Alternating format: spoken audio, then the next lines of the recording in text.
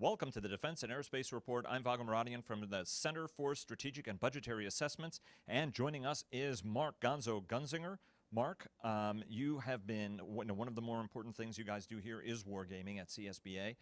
Talk to us a little bit about the Poland series you guys have been doing. You just did one series in 2015. You've now finished another series. Talk to us about what you guys are trying to achieve with these war games. Yes. Well, we're well aware, as are our partners in Europe, of the emerging challenges stemming from Russia's investments in so-called anti-access and area denial capabilities that, frankly, flank Baltic states and Poland. So we teamed with the National Center for Strategic Studies in Warsaw to assess what kinds of operational concepts and capabilities would be needed to counter this looming threat and, frankly, to create a more stable deterrent posture in Poland and in the region. What are some of the shortcomings that you guys have found? Obviously, we're on the heels of the Warsaw Summit. From a Polish perspective, it was very successful, more equipment, more capability that's going to Europe. But when you guys looked at the situation, what did you find? Well, I'll mention two.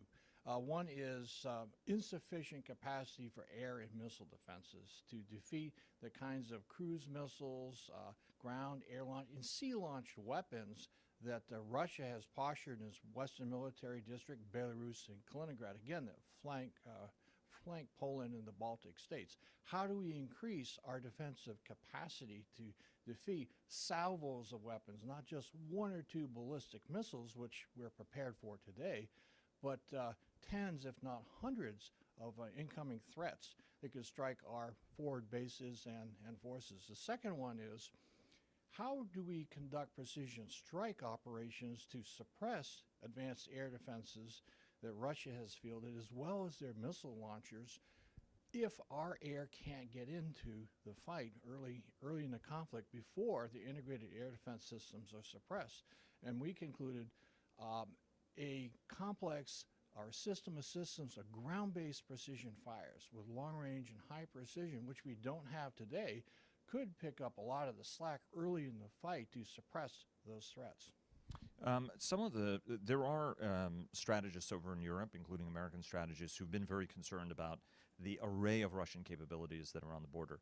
I was in a conference in Poland just a couple of months ago, and one of the points that was raised was multiple Russian divisions, sophisticated air defenses, aircraft that are in shelters, stockpiled ammunition, and missiles, ICBMs, that could be nuclear tipped, which the Russians like, very often to talk about Iskander and that it's a potentially nuclear tipped capability. Are the capabilities that the alliance is deploying to the area sufficient to counter the direct capabilities that Russia has amassed on the borders of Europe or of NATO? Yes, well, we applaud NATO, of course, for deploying the four battalions they've been talking about into the Baltic states, one each for each of the Baltic states, and into Poland. Are they enough? No. I don't think anyone believes that will be enough.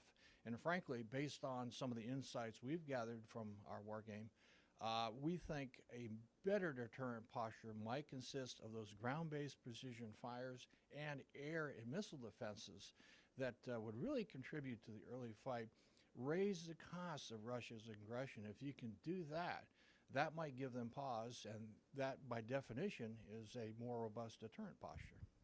When you look at, from a capabilities standpoint, looking at the problem another way, is the it's a good follow-up question I had, and it escaped me because then I changed gears mid-thought. We have editors. They can fix this. What I wanted to ask you was the Russians used the Syria campaign as a demonstration of their precision strike capabilities, both Ukraine and the Syria operation. Obviously, there was no reason to fire that many caliber missiles from the Caspian Sea, which they did into Syria. And some of the precision mass fires that they've shown, particularly in Ukraine, have been devastating. Walk us through some of the capabilities that the Russians are deploying that are most worrying from a strategic perspective. Yeah, well, the ISR and strike capabilities, which they are using in Syria, are giving them valuable combat experience, and it's also a way for them to test various combinations of capabilities and new systems that they are fielding. And all that experience would serve them well in a future conflict with Poland or, of course, with NATO. But they are also adopting a different way of fighting, a gray zone aggression, which they have succeeded in, when they invaded and seized and annexed the Crimea, and of course Georgia, and today in Ukraine.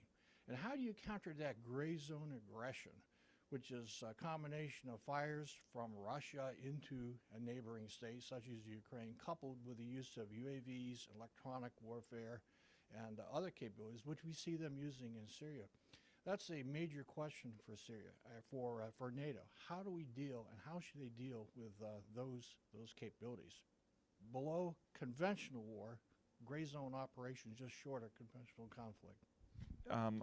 Obviously, the Republican presidential candidate has come under some criticism. Donald Trump told the New York Times that Article 5, that the United States didn't necessarily have to abide by Article 5, especially if it was a Baltic country. Obviously, that's the neighborhood you guys are looking at. How important is Article 5 to averting conflict in Europe from your standpoint, putting capabilities aside?